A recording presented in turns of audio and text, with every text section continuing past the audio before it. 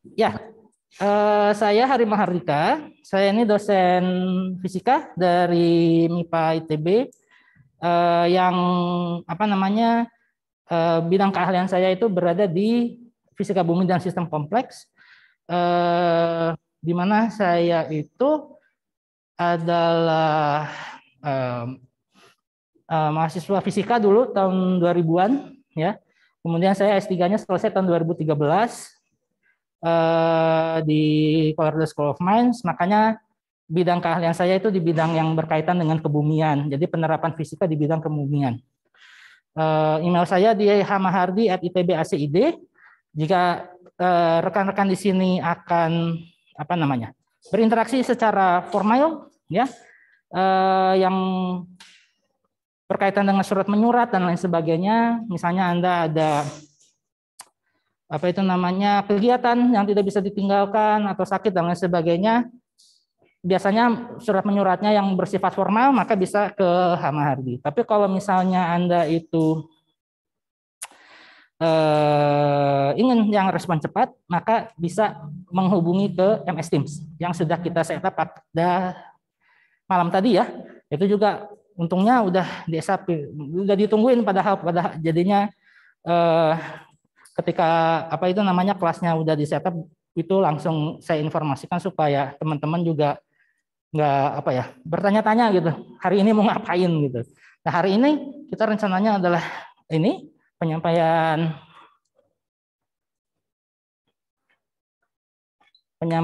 SAP dan aturan perkuliahan yang sayangnya kita terpotong waktunya pada kesempatan kali ini. Bentar.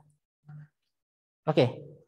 Sehingga saya nggak akan terlalu banyak ini ya, kenapa fisika dasar 2, kenapa RBL dan lain sebagainya, karena kenapa RBL, kenapa ada hal-hal yang ini ya, yang ada kolaboratif apa namanya project dan lain sebagainya, karena bertahun-tahun yang namanya orang belajar fisika dasar itu ya duduk ngejain soal gitu ya selesai gitu. Anda keluar ya cuma tahu rumus hukum Newton apa gitu, tapi nggak tahu hukum Newton itu diterapin di alam tuh gimana, diterapin di alat itu gimana. Kalau nanti misalnya Anda punya mixer, punya centrifuge, punya laser dan lain sebagainya, nggak tahu cara kerjanya itu gimana. Anda nanti dapat hasil dari apa itu namanya pengukuran dan lain sebagainya, tapi nggak tahu cara kerjanya itu gimana. Taunya oh ini dapat hasil udah gitu aja gitu. Nah itu artinya kita selama ini dengan perkembangan teknologi sering taken for granted dengan teknologi yang ada. Jadi misalnya kita punya filter apa itu yang lucu-lucuan kalau di Snapchat dan lain sebagainya itu ya. Itu tuh ada fisikanya, itu dari filter yang namanya filter apa namanya spasial gitu ya. Bagaimana mencocokkan setiap pixel yang ada di dalam foto sehingga kita bisa timpa dia dengan sebuah animasi yang menarik dan lain sebagainya. Itu tidak lain tidak bukan merupakan bagian dari misalnya image processing dan lain sebagainya. Oleh karena itu, ketika kita nanti berhadapan dengan alat-alat yang ada di lab pangan dan juga di bioenergi, itu pasti canggih-canggih. Memang Anda tidak diminta untuk ya coba jelaskan bagaimana apa namanya akumulasi gaya yang ada pada alat ini, yang enggak gitu. Anda pasti tinggal pakai, tapi ketika ada trouble dan lain sebagainya atau Anda mendapatkan hasil yang aneh ketika Anda melakukan pengukurannya, Anda kan harus berpikir lebih mendalam. Ini betul nggak alatnya kerja? Ini betul nggak bahwa alatnya mengukur dengan tepat dan lain sebagainya. Nah, ini makanya pengetahuan tentang basic knowledge, terutama basic science itu penting karena jangan sampai kita taken for granted menerima apa adanya, terus kita salah dalam mengambil keputusan, dalam mengambil apa namanya kesimpulan dan lain sebagainya. Oleh karena itu, makanya ada RBL dan juga hal-hal yang juga berkaitan dengan kolaboratif learning yang lain itu juga supaya untuk itu supaya belajar fisika tidak cuman hanya mengerjakan rumus. Memang ketika ujian nanti Anda diminta untuk ini ya apa namanya menggunakan persamaan-persamaan yang sudah Anda pelajari di kelas untuk persoalan yang tepat. Memang betul, tapi dalam penerapannya nanti itu Anda diminta supaya itu adalah pengetahuan basicnya yang nempel di otak, tapi Anda juga punya itu apa namanya punya skill motoris yang juga bisa nanti dipakai ketika nanti sudah masuk ke prodi masing-masing, seperti itu.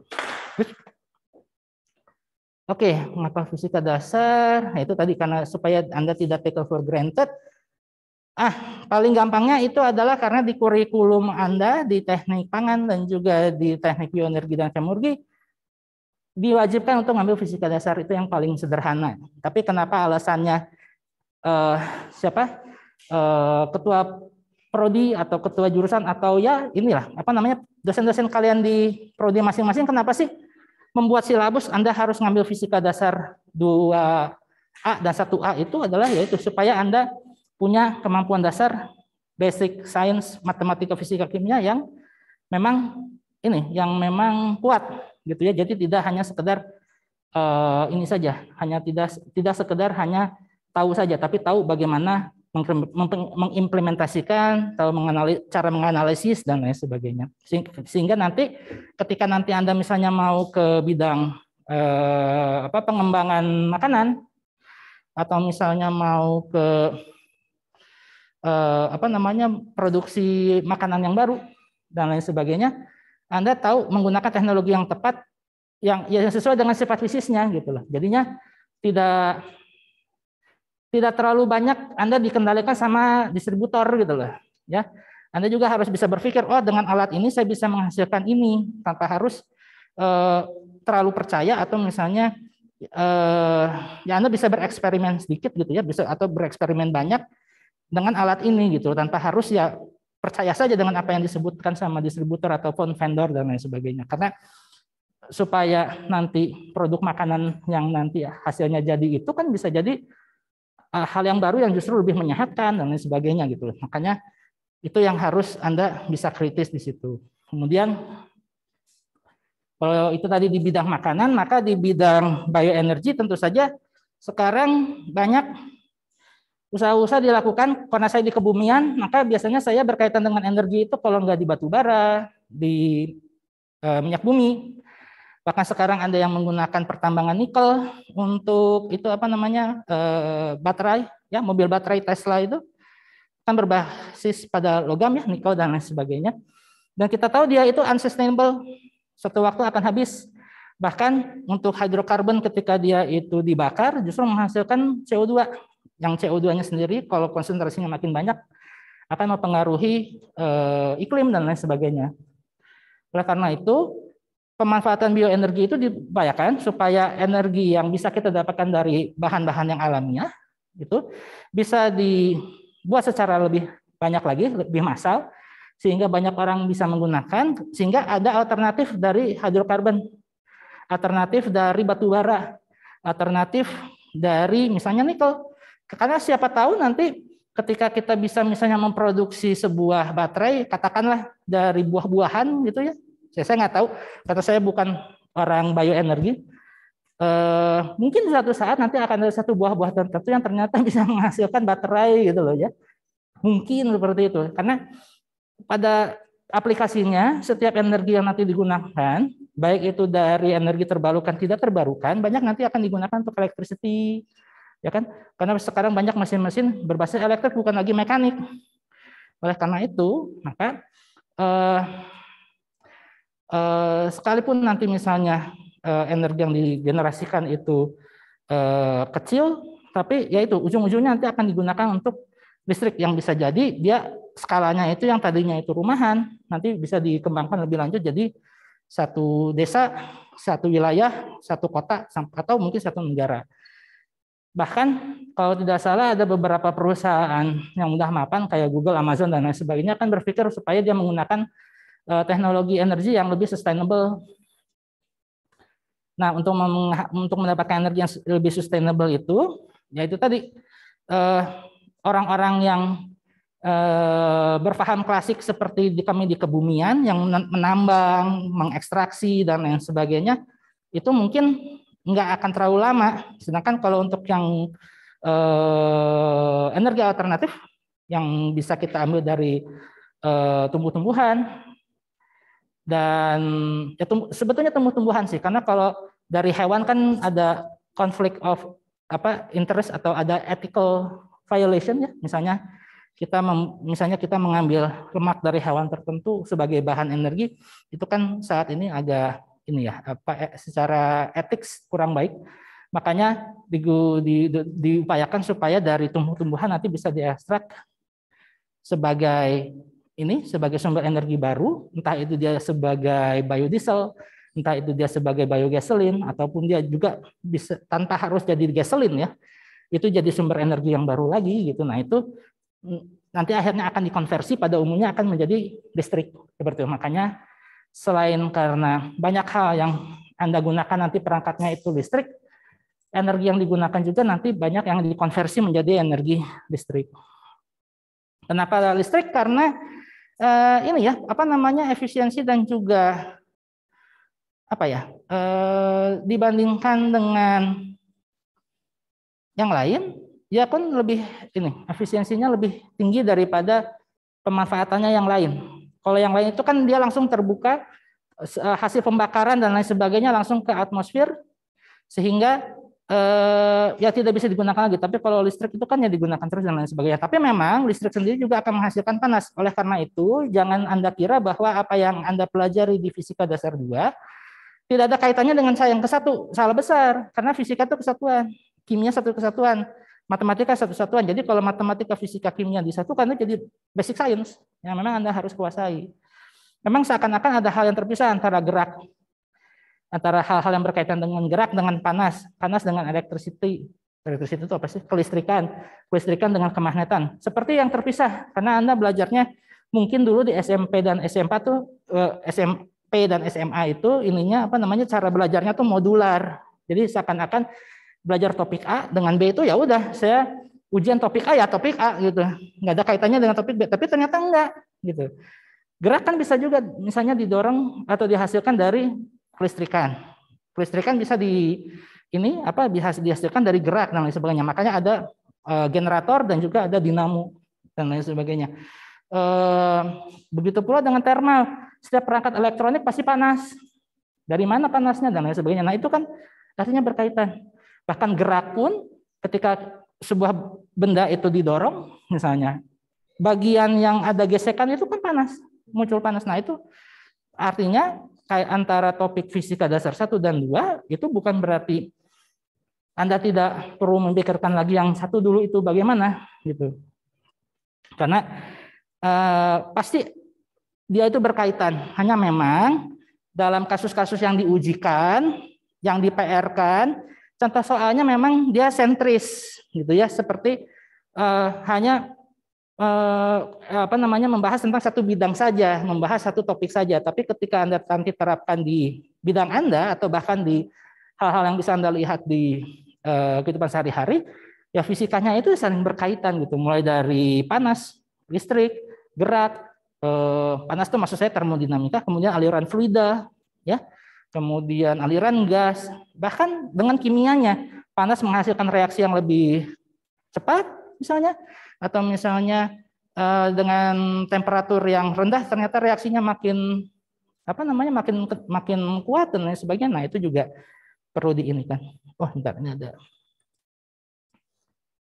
Oh, punten ini nggak direkod, sudah direkod tadi. Oke. Jadi without further ado saya akan ke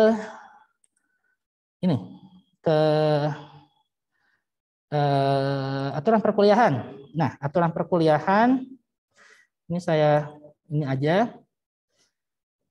Basically dia hampir sama dengan yang Anda jumpai di semester yang lalu. Oh ya, semester yang lalu pengampu fisika dasar 1-nya siapa? Pak Yudi sama Pak siapa? Pak Yudi Dharma sama Pak Abdul Muiz, Pak. Oh, Pak Yudi Dharma. Oh ya, Pak Yudi Dharma sama Pak Abdul Muiz. Pak Yudi itu dari fisika material elektronik, Pak Muiz itu dari fisika fotonik optik. Sekarang Anda belajar sama orang fisika bumi. Jadi pengetahuan background Anda sebetulnya cukup luas gitu ya. Cukup luas karena yang ngajarnya itu ya punya background yang berbeda-beda, tapi fisikanya sama, tapi si terapannya itu beda. Jadi kalau misalnya Anda mau bertanya-tanya tentang ya hal-hal yang berkaitan dengan penerapan, walaupun saya bukan ahli di bidang teknologi, ya tapi silakan aja supaya kita bisa ini punya ada interaksi di kelas, daripada di daring itu kan Anda paling diem kayak gitu kan, ditanya ada pertanyaan enggak gitu kan, sepi gitu kan. Kadang tidur gitu kan, ya saya juga tahu lah ya antics-anticsnya kuliah online tuh kayak gimana. Oke, dari kehadiran ya masih tetap 80%. 80% ini adalah dari SIX. Jadi kalau Anda itu, oh ya, by the way kalau Anda sekarang punya akses ke SIX, selain Anda ngisi itu, ya, yang dijalankan sama admin di sini, silakan Anda isi SIX. Ya, silakan Anda isi SIX karena kehadiran yang 80% itu dihitungnya dari yang SIX. Ya, karena supaya memfasilitasi antara yang hadir di kelas sama yang tidak hadir di kelas, sama yang misalnya yang tidak hadir di kelas tuh misalnya juga lagi di luar kota atau apa gitu ya misalnya, nah itu juga bisa masuk ke ini seperti itu. Nah, 80% ini termasuk tutorial dan juga ini tutorial, termasuk tutorial maksudnya termasuk tutorial. Namun beberapa dosen memang kadang-kadang tidak memasukkan tutorial, tapi kalau saya nggak mau ribet jadinya daripada saya harus misahin satu-satu, ini mahasiswa A ini dia tutorial 2-3-nya masuk nggak ya, mikir lagi, ya udah digabungin aja karena kegiatan tutorial juga kan harus tercatat, makanya ini sedapat mungkin Anda masuk ke SIX untuk mengisi daftar hadir walaupun Anda sudah juga diedarkan daftar hadir.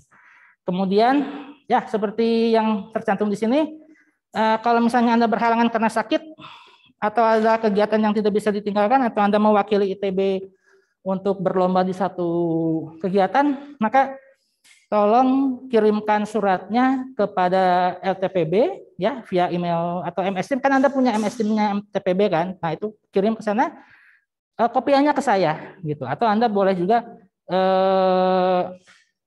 ngasih kopian ke sana dan ke saya juga boleh seperti itu. Oke, apalagi ya, surat keterangan sakit selain dari dokter harus mencantumkan identitas orang tua. Oh, misalnya Anda sakit tapi tidak ke dokter dan yang mengetahui Anda itu sakit misalnya hanya orang tua. Nah, itu makanya yang harus tanda tangan adalah orang tua dengan mencantumkan nama dan nomor telepon yang jelas, gitu ya. Ya karena misalnya Anda diare gitu kan kadang-kadang diare nggak perlu ke dokter kan, tinggal di rumah bed rest dan lain sebagainya, yang tahu orang tua gitu, ya udah itu. Tapi kalau Anda misalnya di rumah bisa mengakses kuliah, ya udah kuliah gitu, jangan pakai alasan diare nggak bisa ikut kuliah. Kalau misalnya Anda punya akses, yang nggak bisa tuh misalnya Anda kalau misalnya Anda ya itu kalau ikut lomba mengatasnamakan ITB, ya tentu saja Anda akan fokus di lomba itu, misalnya lomba debat, lomba misalnya atletik atau kompetisi debat dan lain sebagainya. Nah, itu harus menyertakan si LK. Tapi kalau yang kegiatan orang dengan mengetahui orang tua itu selain sakit yang memang ini yang harus bed rest, misalnya Anda punya acara keluarga, tapi saya nggak menyarankan ya, karena kan udah dewasa gitu. Maksudnya kalau ada acara keluarga di tengah pekan itu kan ini ya nggak umum, walaupun ada yang melakukan seperti itu karena masing-masing kebudayaan kan punya adat masing-masing, sehingga ada yang harus ikut persiapan acara pernikahan lah, apalah. Nah, itu yang Anda itu sampai nggak bisa kuliah gitu. Tapi kalau saya sih tidak menyarankan ya, karena itu kan Anda udah dewasa, Anda udah bisa memilah mana yang lebih penting buat saya hari ini gitu loh ya. Jadi kalau misalnya harus terlibat dalam kepanitiaan misalnya acara pernikahan dan lain sebagainya, ya sedapat mungkin seminimal mungkin, karena yang penting Anda harus ikut tetap kuliah karena ada aturan 80% ini. Nah, 80% ini sekali lagi bukan aturan saya, tapi itu aturan dari ITB. Makanya kami di fisika dasar menggunakan angka yang sama gitu. Kalau diserahkan ke fisika ya mungkin angkanya bisa lebih tinggi, bisa lebih rendah gitu ya. Tapi ini dari ITB. Karena dari statistiknya ITB, ini dari studinya ITB bahwa yang hadir 80% itu cenderung yang mereka itu berhasil lulus untuk ininya, untuk perkuliahan tersebut gitu. Jadi asumsinya kalau Anda itu di fisika dasar masuk 80%, bukan otomatis Anda dapat D atau C ya, bukan gitu. Ada proses yang harus dilalui. Maksudnya adalah cenderung orang yang 80% masuk ke kelas dan mengikuti kelas itu secara daring dan luring justru akan lebih berhasil untuk lulus dari mata kuliah itu daripada yang tidak gitu. Karena umumnya yang nggak lulus dari mata kuliah kadang-kadang dia kehadirannya aja kurang seperti itu. Oke, untuk bagian kehadiran ada pertanyaan dari yang di sini sama yang di rumah, silakan.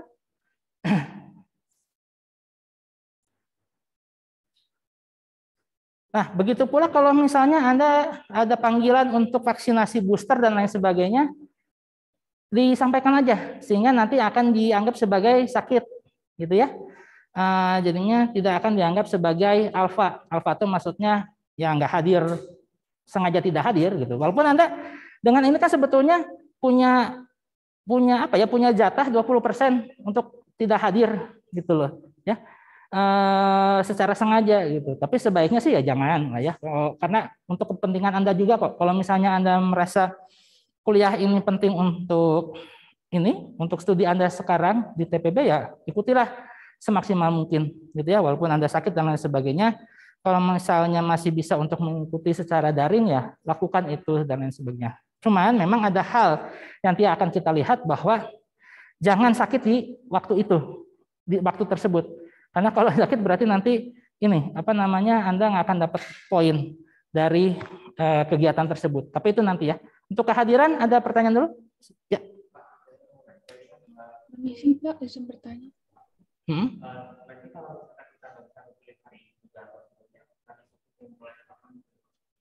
Maksudnya gimana? Pengumpulan surat izin?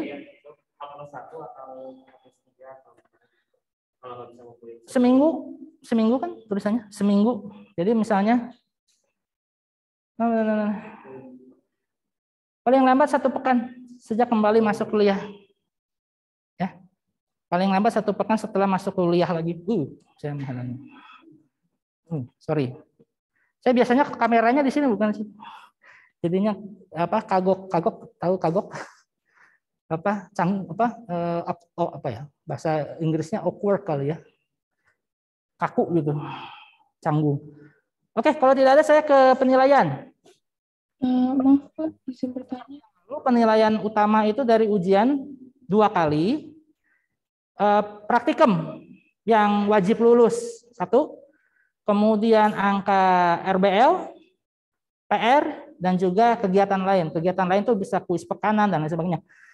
Jadi bagi rekan-rekan yang tadi malam sudah ngerjain kuis kecil-kecilan itu ya dapat poin sebetulnya 1 gitu, bahwa Anda ya nurut atas perintah saya gitu loh. Ya, jadi untuk pekan ini ya itu kuisnya isi aja itu gitu. Jadi itu ya. Kemudian ya karena gitu, kalau melihat bahwa Anda itu antusias atau enggak, saya itu bisa ngasih Anda PR atau kuis yang memang ringan atau memang berat gitu. Jadi bergantung kepada kondisi dinamika dari si perkuliahan di hari itu atau di pekan itu. Kalau misalnya Anda moodnya low dan lain sebagainya, tapi moodnya sedang low, tapi misalnya ujian sebentar lagi, ya udah mau nggak mau itu Anda harus dikasih kuis yang memang proporsional untuk persiapan ujian misalnya. Tapi kalau misalnya ini baru perkenalan dan lain sebagainya ya tingkat kesulitannya ya rendah aja, kayak kemarin kan ditanya apa kemarin tuh satuan gitu kan dan lain sebagainya. Itu kan nggak terlalu sulit sebetulnya. Oke, nah proporsinya masih sama. Jadi 27,5% ujian 1, 27,5% ujian 2, 15% praktikum, 10% RBL, 10% PR, dan 10% angka lain. Yang tutorial, nanti akan ada modul tutorial yang nanti akan di-PR-kan, itu maksudnya ke PR. Sedangkan angka lain itu dari kuis-kuis harian, atau misalnya saya interaksi dengan Anda, ditanya, misalnya saya nanya ke Anda, tolong jawab ini. Nah, itu angka lain maksudnya. Ya, jadi seperti itu. Ada pertanyaan dulu nggak sini? Ya, silakan. Mau nanya, Pak, kalau kehadiran masuk ke angka lain nggak, Pak? Jadi kayak yang 99,9% nilainya lebih kecil daripada 90%. Oh, enggak, ribet. Buat sayanya ribet itu kayak gitu. Jadi kehadiran itu komponen. Jadi gini. Kehadiran itu sama ITB-nya. Kalau misalnya Anda di bawah 80%, maka saya itu ada pilihan bagi saya untuk langsung meng-E-kan gitu. Gitu loh. Jadinya ya supaya Anda juga termotivasi untuk ikut kuliah lah gitu, nggak terlalu males-malesan banget gitu. Karena ya, kecuali sayanya juga lagi iseng kali ya, kalau misalnya saya lagi misalnya saya lagi daring atau apa, saya nanya gitu. Saya nanya, kemudian Andanya ketahuan lagi tidur, ya saya sih nggak akan menghukum gitu. Tapi kehadiran sendiri itu bukan bagian dari angka akhir gitu, bukan. Dia hanya untuk sebagai indikator bahwa Anda memenuhi aturan ITB nggak sih gitu. Karena kalau misalnya dia di bawah 70% kan jadi penanda yang bersangkutan bisa saya bantu nggak sih, sebetulnya ada problem apa gitu dan lain sebagainya gitu loh. Jadinya untuk itu sebetulnya. Karena itu dari ITB. Nah kan dari fisika dasar sendiri sih yang namanya kehadiran tuh bukan komponen dari penilaian angka akhir gitu. Tapi bisa saya gunakan untuk menentukan sebenarnya antusias atau enggak sih gitu loh. Bisa juga sebagai gini. Anda dinilai perbatasan misalnya. Dinilai perbatasan antara A dengan AB. Ternyata Anda kehadirannya itu kurang dari 80% atau 80% sedikit lah gitu. Nah, itu kan ya udah bisa jadi konsideran Anda nggak dapat itu gitu lah, nggak dapat perbaikan untuk naik gitu. Bisa aja. Karena kalau nilai perbatasan kan memang kadang-kadang bisa juga digunakan untuk itu. Tapi kalau saya sih ya tergantung interaksi kita. Kalau interaksi kita memang aktif dan lain sebagainya, ya saya akan bermurah hati memberi itu gitu. Tapi kalau enggak ya nggak ada tidak ada respon dan lain sebagainya, ya udah kita berdasarkan ini aja. Kalau misalnya Anda dapat nanti angka akhirnya itu misalnya 74,7, kalau saya bermurah hati ya udah A kan. Tapi kalau enggak ya udah AB gitu. Makanya kita lihat dari interaksi di kelas gitu. Kalau interaksinya kurang baik ya udah kita saklek aja dengan apa yang ada gitu. Seperti itu. Jadi ukuran dari si kehadiran itu untuk itu aja sebetulnya, untuk memenuhi syarat dari ITB dan juga untuk supaya saya bisa menilai apakah Anda itu memang aktif di kelas atau enggak gitu. Masuk ke kelas atau enggak gitu. Seperti itu. Nah, kalau sakit misalnya saat ujian, seperti tahun lalu Anda bisa menggunakan angka dari ujian 3. Ya, kalau misalnya Anda nggak ikut ujian 1 atau nggak ikut ujian 2, maka digantikan dengan angka ujian 3. Tapi seperti yang tahun lalu juga, ujian 3 itu materinya adalah keseluruhan dari fisika dasar. Kalau ujian 1 itu dari pekan 1 sampai sekian, ujian 2 itu setelahnya, tapi kalau ujian 3 itu keseluruhan. Makanya hati-hati. Gitu ya, makanya hati-hati, jaga kondisi badan dan lain sebagainya. Begitu pula saya ya, supaya nanti saya juga nggak sakit dan lain sebagainya. Jadi nggak lupa ngasih materi ke kalian. Oke, untuk proporsi masih sama dengan semester 1 yang lalu. Kalau A 75, kalau mau A Anda minimal 75. Kalau AB itu minimal 68. Kalau B itu minimal 60. Kalau BC minimal 55, kalau C 50, kalau hanya sekedar lulus fisika dasar D itu 45 cukup. Tapi janganlah, Anda kan mau yang bagus ya, jangan D lah ya. Kalau tidak lulus itu E itu di bawah 45 ya. Oke, ada pertanyaan dulu untuk penilaian. Silakan ya.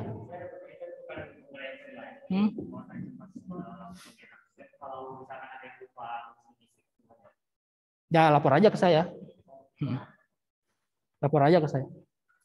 Ya, silakan. Ada pertanyaan dari teman-teman di rumah? Silakan kalau ada pertanyaan tentang penilaian. Oke, yang nanti akan agak berbeda itu adalah nanti di ujian. Seperti yang rekan-rekan di sini ketahui, ujian dan praktikum itu se-ITB ya, se-ITB, ujian dan praktikum itu akan diminta untuk luring. Pembagian luringnya itu nanti bagaimana? Itu nanti kita lihat penjelasan lebih lanjut dari, kalau yang praktikum melihat penjelasan dari Ketua Lab Fisika Dasar di sini, mekanismenya bagaimana. Nah kalau ujian nanti tunggu pengumuman ujian nanti menjelang ujian. Mekanismenya bagaimana? Kalau sekarang mekanismenya itu adalah biasanya Anda nanti akan datang ya ke kelas seperti ini, terus nanti Anda akan ujian. Pembagian ruangan dan lain sebagainya nanti akan diberikan. Yang NIM genap nanti di kelas berapa, yang ganjil di kelas berapa gitu misalnya, seperti itu. Dan itu nanti akan dilaksanakan bentar. Nanti akan dilaksanakan dalam 1 pekan. Jadi bagi Anda yang belum tahu bahwa ujian seluruh mata kuliah TPB akan dilaksanakan dalam 1 pekan. Tidak lagi seperti yang lalu di hari Sabtu. Jadi nanti di pekan ke-8 matematika, kemudian TTKI. Anda sudah mengambil TTKI belum? Berarti iya, berarti ini ya, apa itu namanya? Bahasa Inggris ya. Tapi saya kurang tahu urutannya untuk yang non Mafiki. Kalau yang Mafiki itu hari Senin, hari Rabu, dan hari Jumat. Itu kalau fisikanya hari Rabu, ya fisika hari Rabu. Kalau matematika kalau nggak salah hari Senin, kimianya hari Jumat. Di selang itu, di antara itu nanti Anda juga ujian mata kuliah yang non mafiki seperti olahraga, seperti PRD, seperti bahasa Inggris dan lain sebagainya. Nah makanya pada pekan ke-8 jangan sampai sakit, gitu ya. Ya Anda mungkin akan habis-habisan gitu ya di pekan 8 tersebut, pusing udah 100% pusing gitu ya karena ujian terus-menerus setiap hari. Tapi yang penting Anda sehat mengikuti ujian itu gitu sehingga nanti karena nanti ujian 1 2 ujian 1 terutama, ujian 2 juga nanti akan dibuat beriringan seperti itu. Tidak lagi seperti yang lalu di mana ujian hanya hari Sabtu. Sekarang akan dibuat 1 minggu ujian itu kalau mafikinya diselang sehari, tapi kalau di sela-selanya itu nanti akan ada ujian bahasa Inggris, olahraga dan lain sebagainya, termasuk PRD mungkin seperti itu. Tapi itu nanti saya perlihatkan nanti di SAP. Saya ke praktikum dulu. Oke, untuk praktikum fisika dasar nanti akan dilaksanakan dalam 2 modus, luring dan daring. Ya, ada modul tertentu yang luring, ada praktikum tertentu yang daring. Jadi tidak 100% luring karena ketersediaan alat dan juga asisten dan lain sebagainya. Kemudian pekan depan itu akan ada pertemuan pertama ya, tanggal 24 sampai 28 Januari, dan praktikum pertama itu akan dimulai tanggal 7 Februari. Jadi 2 minggu setelah hari ini ya, 3 minggu setelah pertemuan ini ya. Jadi pekan depan Anda akan ada pertemuan pertama untuk pendahuluan. Kemudian 3 minggu selanjutnya Anda akan praktikum yang pertama di lab fisika dasar di Labtek 1A ya, di sana. Waktu kemarin daring ya kalian praktikumnya ya kemarin ya. Tapi kampus turnya di sini. Sudah ke itu lab fisika dasar yang di lantai 2 Labtek 1A itu udah. Nah, dan nanti di situ semua. Nah, nanti pembagian shift praktikum, pembagian modul dan lain sebagainya nanti akan diumumkan sama lab fisika dasar ya. Jadi update terus informasi terkait praktikum ke LFD, bukan ke saya ya. Kalau Anda nanya ke praktikum, saya kadang-kadang nggak tahu apa-apa. Karena yang lebih tahu tentang teknis pelaksanaan praktikum itu admin atau dosen yang menangani praktikum. Ya, kalau saya admin lagi, saya dosen yang mengajar di kelas, sedangkan yang dosen praktikum itu nanti beda lagi. Kemudian yang harus ditekankan dari aspek praktikum tentu saja Anda harus lulus praktikum. Karena kalau tidak lulus praktikum, Anda artinya tidak lulus fisika dasar. Artinya Anda harus ngulang lagi di tahun depan dengan paket praktikum gitu loh. Jadi kalau Anda nanti misalnya nggak lulus fisika dasar tapi Anda sudah lulus praktikum, Anda nggak perlu praktikum lagi. Kalau Anda lulus fisika dasar karena tidak lulus praktikum, maka tahun depan Anda harus mengulang selain kuliahnya juga praktikumnya. Oleh karena itu, praktikum fisika dasar harus lulus. Ya, harus lulus. Apalagi nanti kalau misalnya Anda nanti di tingkat 2 udah belajar apa? Misalnya kimia fisik, kimia analitik, atau kimia organik yang lain sebagainya, itu komponen praktikumnya itu sangat lebih penting sekali gitu loh. Bahkan Anda bisa sampai berjam-jam di lab. Kalau praktikum fisika dasar kan paling hanya 2 jam, 3 jam gitu kan. Kalau di lab kimia organik, di kimia fisik dan lain sebagainya itu bisa lebih dari itu gitu. Makanya ya ini buat latihan saja gitu ya, buat latihan bahwa komponen praktikum tuh penting. Jangan diremehkan karena kalau nggak lulus praktikum, Anda nggak lulus kuliahnya. Seperti itu. Apalagi? Oh ya, nilai akhir minimumnya supaya lulus itu 50 ya. Jadi dan Anda juga wajib untuk mengikuti semua modul ya. Ada 4 modul yang nanti jadi akan ada 5 pertemuan dan 4 kali praktikum ya. Satu pertemuan awal yang 24 sampai 28 Januari itu pertemuan wajib harus diikuti, sama 4 lagi yang wajib diikuti adalah eksperimennya atau praktikumnya sebanyak 4 modul 4 kali. Nanti teknisnya seperti apa harap dicek di lab fisika dasar, tapi yang saya ketahui sebagai gambaran umumnya nanti akan ada 2 modul luring, 2 modul daring. Tapi nanti teknisnya seperti apa silakan Anda tanyakan atau cari informasi di LFD. Seperti itu ya. Ada pertanyaan dulu nggak sampai siap untuk praktikum? Ya, silakan. Kalau praktikumnya sesuai dengan materi yang kita bahas di kelas atau pada dasarnya fisika dasar 2. Tapi sekali lagi, kalau misalnya modulnya itu ada kaitannya dengan fisika dasar 1, bukan berarti nggak ada kaitannya juga gitu loh. Karena fisika itu sebetulnya kait mengait gitu. Nggak mungkin kita mempelajari mekanika tanpa belajar termo. Nggak akan mungkin kita misalnya belajar listrik tapi nggak ada misalnya termodinamika atau misalnya mekanika gitu. Nggak mungkin gitu. Makanya kita nggak bisa nggak berpikir modular bahwa ini tuh terpisah. Oh ini kan harusnya materi fisika dasar 1 nih. Nggak bisa gitu karena tentang hal-hal yang berkaitan dengan listrik pun pasti ada kaitannya dengan yang tentang gerak, termo dan lain sebagainya. Makanya secara garis besar memang berkaitan dengan fisika dasar 2, tapi ya itu tadi fisika sendiri itu sebetulnya mencakup banyak hal. Oleh karena itu kalau misalnya ada dia kaitannya dengan mekanika, termo, fluida dan lain sebagainya, ya itu karena fisika mengaitkan itu semua gitu. Bahkan kalau misalnya belajar tentang fotosintesis atau bagaimana tumbuhan itu menyerap air, itu kan ada kapilaritas, ada aliran fluida statik, ada aliran fluid dinamik, ada termodinamika yang mengubah mengubah panas jadi energi dan lain sebagainya gitu kan. Nah, makanya berpikirnya yaitu di perbedaan antara yang SMA dengan di universitas itu supaya Anda bisa integratif seperti itu. Makanya tapi jawaban ringkas dari pertanyaan Anda tuh iya ada kaitannya dengan yang fisika dasar 2 gitu. Saya Pak, misalnya minggu pertama kita tuh belajar listrik statis gitu. Tapi praktikumnya malah magnet gitu Pak. Oh, itu sih yang nggak masalah sih sebenarnya ya, nggak masalah. Kan Anda juga kan udah belajar hal magnet dan lain sebagainya di SMA kan? Jadi ketika ada rotasi seperti itu sih sebetulnya sih nggak terlalu inilah.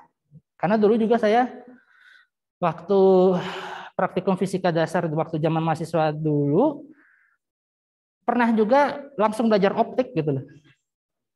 Nah, jadi nggak masalah bahwa ada rotasi seperti itu. Ya itu memang ya memaksa kita untuk belajarnya tuh nggak modular gitu loh. Jadi memang harus ya terbuka gitu loh. Seperti itu. Ya. Tadi ada pertanyaan? Silakan. Kuis misalnya kayak tadi malam, ini tolong kerjakan kayak gini. Atau misalnya nanti ketika tutorial tolong nanti saya kasih tahu. Nanti tolong akses Google Form ini ya, gitu. Atau misalnya di EduNext, tolong kerjakan yang ini gitu, kayak gitu. Iya dong, namanya juga kuis.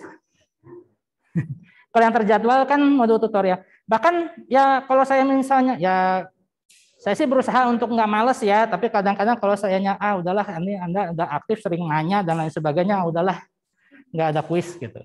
Jadi angkanya dari aktivitas kita gini. Ya, ada pertanyaan? Ada pertanyaan? Oke. Oke ya, yang praktikum harap dicamkan harus lulus. Supaya Anda, kalaupun nggak lulus fisika dasar, Anda nggak perlu ngulang praktikum. Itu aja ininya. Tapi kalau misalnya Anda itu lulus dengan baik dan praktikum dengan baik, ya udah itu sesuai dengan tujuan kita semula. Ya, silakan. Tes awal, iya, karena apa? Oh ya, karena Anda daring ya, aduh, saya lupa.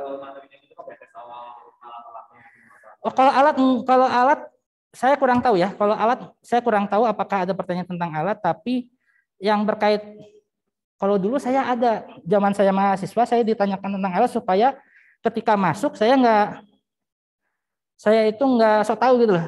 Maksudnya udah tahu alatnya ini hanya bisa kerja sampai temperatur misalnya 100 derajat, tapi saya polin gitu misalnya, itu untuk mencegah seperti itu sebetulnya, untuk mencegah supaya tidak terjadi kecelakaan dan lain sebagainya. Jadi pertanyaan awalnya itu kalau yang terkait dengan alat sebetulnya ditujukan untuk itu. Tapi kalau yang sekarang, apakah pertanyaan tes awalnya itu berkaitan dengan alat ataukah tentang teori dasar? Nah itu saya kurang tahu. Mungkin kebanyakan tentang teori dasar atau tentang teknik menganalisis datanya seperti itu. Jadi kalau dulu saya memang ada pertanyaan tentang alat karena untuk supaya itu mencegah saya tidak berbuat aneh-aneh ketika nanti praktikum udah tahu si ininya rangkaian arus listriknya itu hanya bisa mengalirkan arus 1 miliampere, saya paksa dia sampai 50 miliampere ya jebol lah gitu lah, kayak gitulah seperti itu. Mungkin jadi pertanyaannya, jadi jawabannya mungkin, tapi kemungkinan tidak gitu. Ya, ada pertanyaan lagi? Oke, kalau nggak ada di bagian terakhir ini lain-lain, ujian hanya dilaksanakan pada waktu yang telah dijadwalkan. Jadi tidak akan ada lagi ujian susulan atau ujian pengganti selain apa yang ada di ini. Jadi ujian 3 itu adalah ujian penggantinya ya. Ujian 3 yang nanti dijadwal itu nanti itu adalah ujian pengganti apabila Anda gagal di ujian 1 dan ujian 2 atau tidak bisa mengikuti ujian 1, ujian 2. Tapi bukan berarti Anda ini ya, kan ada kriterianya ya. Seperti yang di poin 2 di atas. Kalau indeks Anda setelah ujian 1 dan ujian 2 itu sudah masuk dalam zona C, nggak ada lagi ujian perbaikan. Kalau Anda masih dalam D dan E, Anda ada ujian perbaikan untuk mendapatkan nilai yang C. Tapi kalau Anda tidak ikut ujian 1, 2 karena sakit, maka ujian 3 itu sebagai pengganti. Artinya di sini nggak ada perbaikan nilai. Kalau Anda udah dapat C atau BC atau B pengen A, nggak bisa.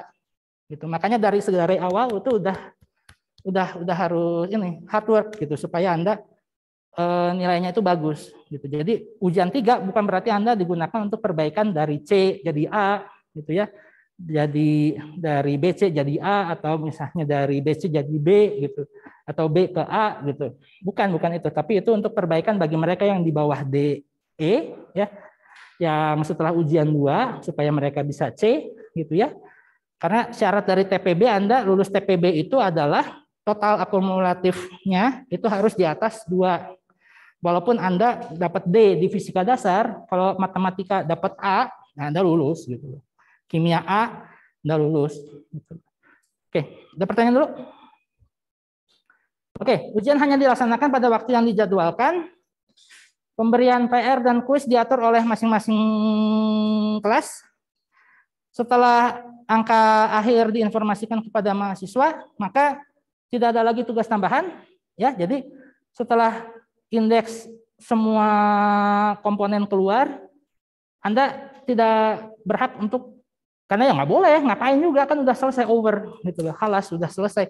Jangan ada tambah-tambahan lagi untuk memperbaiki nilai, nggak ada ya. Jadi nggak boleh seperti itu. Pemberian RBL nanti diatur, ininya gimana, maksudnya berapa jumlah kelompoknya, berapa jumlah anggotanya, gitu ya, itu nanti diatur. Kemudian Anda diharapkan memiliki buku pegangan, boleh soft copy, boleh hard copy. Kemudian kalau ada ethical conduct atau apa namanya kecurangan akademik, maka nanti akan dihukum dengan sesuai dengan peraturan yang berlaku, seperti itu. Oke, ada pertanyaan dulu? Ya, silakan.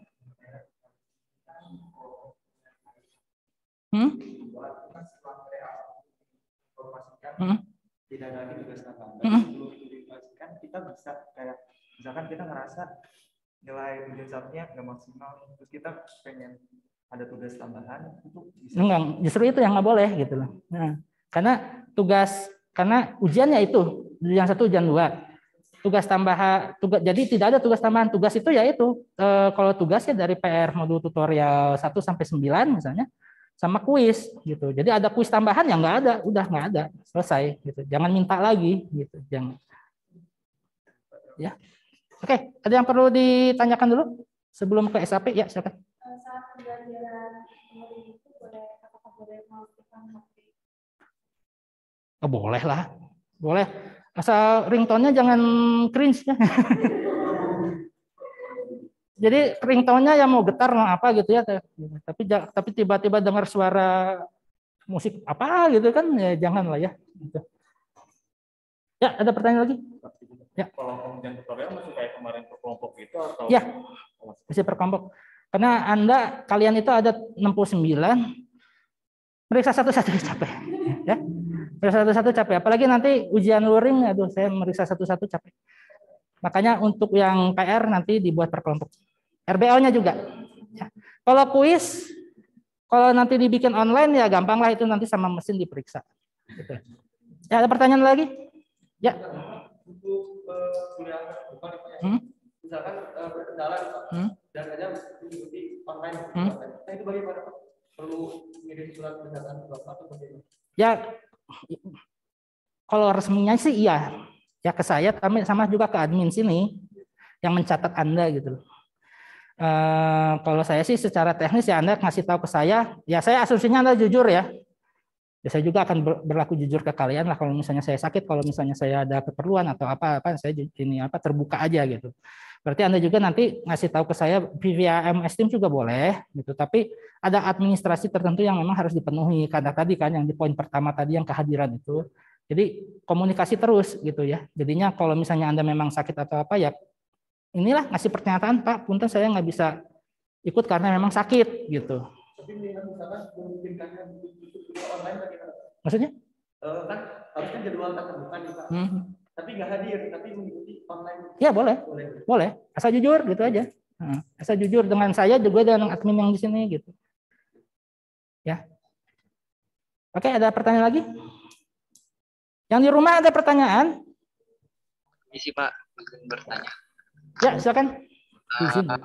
Kalau untuk ujian nanti itu gerakannya itu secara menggunakan komputer paper based atau paper based gitu. Oh, paper based rencananya. Karena menurut aturan dari ITB ujian luringnya tidak boleh pakai perangkat elektronik. Jadi benar-benar paper based seperti ujian fisika dasar tahun 2019 sebelum pandemi. Nah, pertanyaannya, kalau paper base berarti jenis soalnya apa? Kalau yang dulu-dulu tuh full essay. Mantap kan ya, full essay. Apakah seperti sekarang? Apakah nanti akan menjadi seperti dulu lagi ya? Itu nanti gimana tim ujian yang akan menentukan. Ya. Maksudnya? Nilai toleransi, nilai kasihan kayak kita caranya udah benar walaupun hasil akhirnya salah. Wah, itu tergantung dosen. Tergantung dosen. Nah, karena begini, untuk keterbukaan informasi aja, kalau ujian itu nanti yang meriksa bukan saya, tapi dosen yang lain. Jadi kalau misalnya Anda dapat nilai dinilai sama dosen yang memang saklek, ya udah terima aja. Terima aja enggak, karena saya juga ya saya akan memberi banyak kebebasan nih pada Anda untuk kuliah, untuk perkara ujian. Kalau nilai ujian udah keluar, saya nggak ada dalam tanda kutip protes nilai ya. Nggak akan ada, saya tidak akan mengakomodasi protes nilai kalau misalnya Anda sudah dapat angka ujian gitu ya keluar, terus Anda ngebandingin sama teman Anda, kok yang ini benar, yang ini salah, ya udah nanti yang dibenerin nanti saya salahin gitu supaya seragam ya. Kalau itu Anda protes nilai, makanya sebaiknya tidak protes nilai ya, karena yang menilai Anda itu nanti bukan saya tapi dosen yang lain gitu. Nah itu demi kemaslahatan bersama udahlah nggak usah nggak usah diprotes-protes, ya terima aja gitu. Kadang ada yang dia itu penilaiannya itu saklek, harus runut dan lain sebagainya. Ada juga yang akomodatif dan lain sebagainya gitu. Tapi tentu saja ketika jawaban Anda salah, biasanya kita ngelihat ini udah standar prosedur kok. Kalau misalnya jawaban Anda itu salah tapi caranya betul, ya pasti ada toleransi, nggak langsung disalahkan gitu, karena ada range-nya biasanya.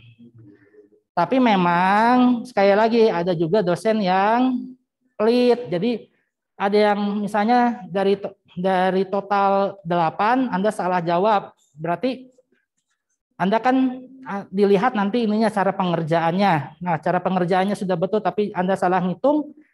Kalau yang baik memang akan ngasih 6, 5, tapi memang ada yang ngasih 2. Ya itu terima aja lah. Karena susah kita ngedebatnya, saya juga nggak tahu kadang-kadang siapa ini yang meriksa siapa gitu. Gitu. Nelusurinnya itu ribet gitu. Jadi nggak usah lah ya di ini kan. Oke, ada pertanyaan lagi? Ya. Oke, karena udah nanya-nanya tentang ujian, saya ke SAP sekarang. SAP kita seperti yang Anda lihat di 6 adalah seperti ini. Topik kita pekan ini nanti membahas gaya dan medan listrik. Mudah-mudahan di pertemuan besok atau Rabu kita udah masuk ke sini. Kemudian pekan depan nanti akan dilanjutkan dengan penghitungan medan listrik tapi menggunakan cara hukum Gauss. Sebelum nanti kita masuk ke potensial listrik.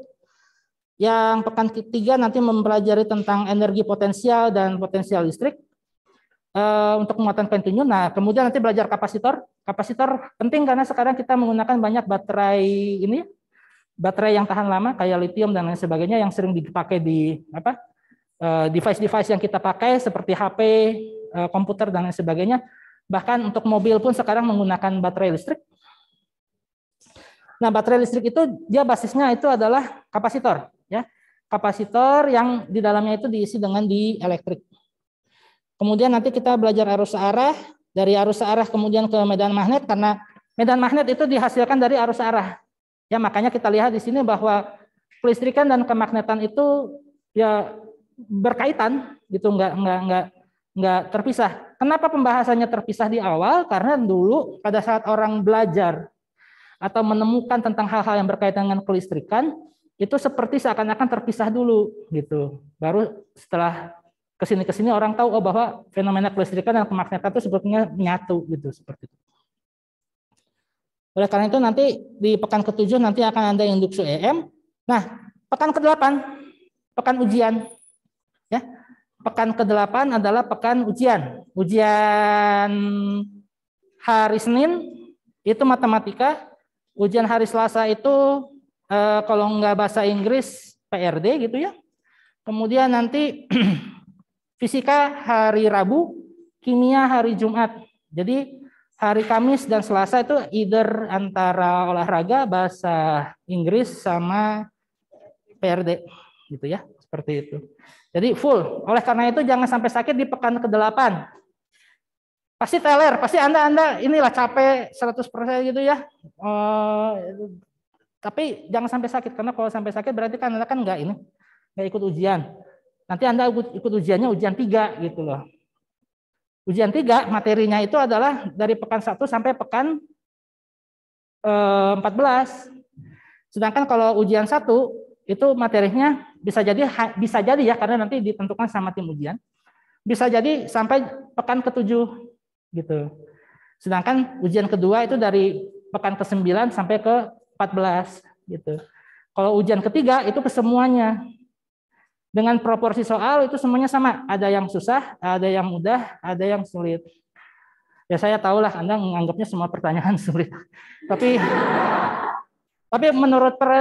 menurut kriteria kami itu sebetulnya kalau pertanyaannya itu bisa dijawab dengan satu persamaan saja itu mudah. Tapi kalau 2 langkah maka itu menengah. Kalau lebih dari itu maka sulit. Kriterianya sih seperti itu. Ya. Oke, jadi menjawab pertanyaan yang tadi, ujiannya tanggal segitu, ya. Rencana awal itu dari pukul 9 sampai pukul 12, tapi bisa berubah, jadi hanya 2 jam, atau berubah dari jam 10 sampai jam 12 dan lain sebagainya. Tapi rencana awal adalah seperti ini. Pelaksanaannya nanti akan di sini, ya.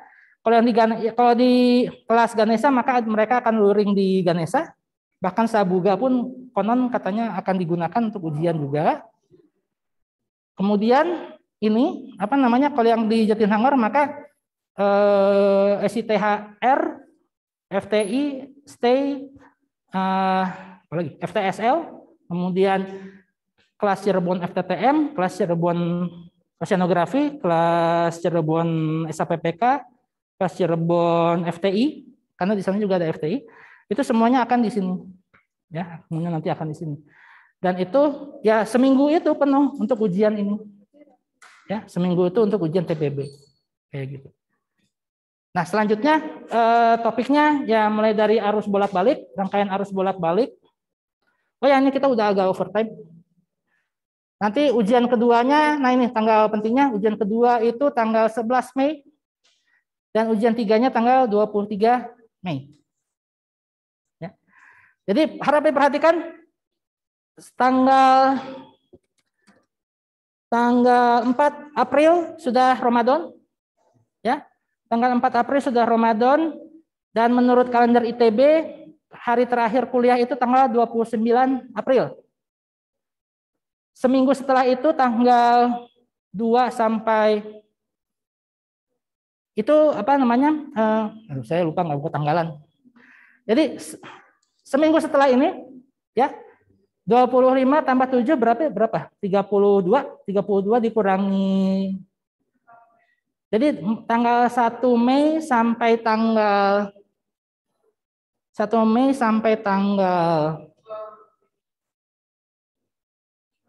pokoknya jadi pekan kedua Mei itu libur Idul Fitri, hanya seminggu itu aja karena langsung ujian, ya. Jadi bagi rekan-rekan di sini yang mau merencanakan pulang kampung dan lain sebagainya, ya, ingat bahwa hari Senin tanggal Rabu kan 11 ya, berarti Senin tanggal 9. Rabu tanggal 9 Mei itu sudah ujian kedua matematik. Ya. Jadi libur Idul Fitri itu praktis hanya tanggal 1 sampai 7. Ya, praktis dari tanggal 1 sampai 7. Karena tanggal 8 Anda harus kembali untuk tanggal 9-nya ujian. Kemudian baru nanti ujian perbaikan, ujian 3-nya itu nanti tanggal 23 Mei. Oke, ada pertanyaan dulu sampai sini karena kita udah lumayan overtime. Ya, silakan.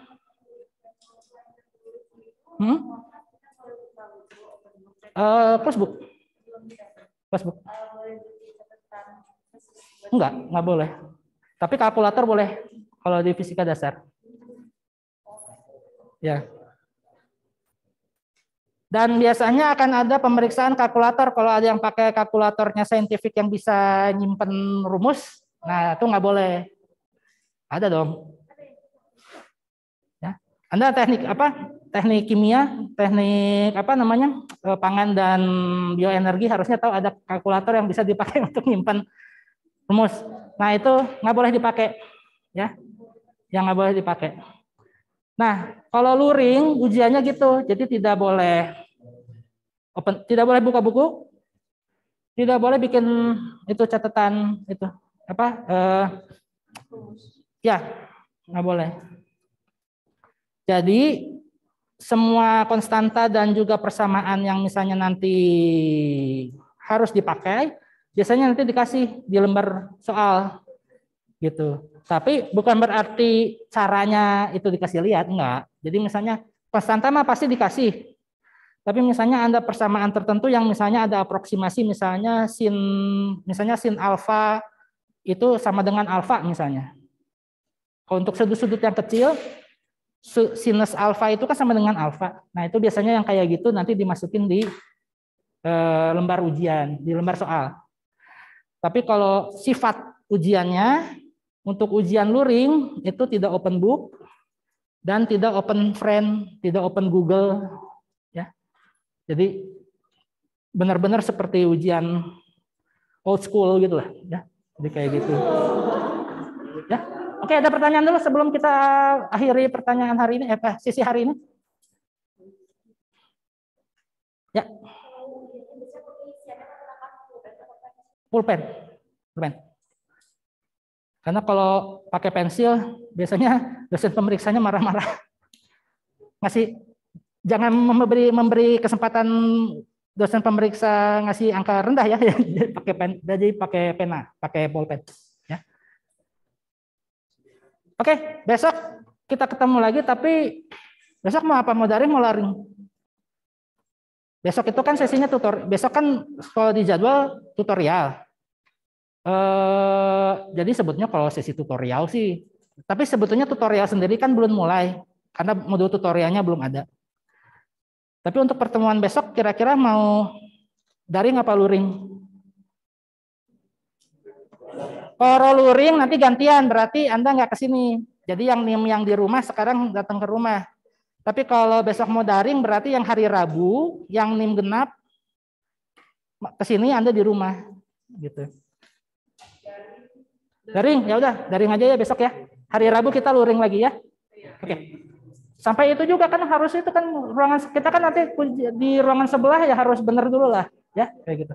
Oke, terima kasih atas perhatiannya. Besok saya akan lanjutkan untuk kalau misalnya masih ada pertanyaan tentang ini silakan ditanyakan.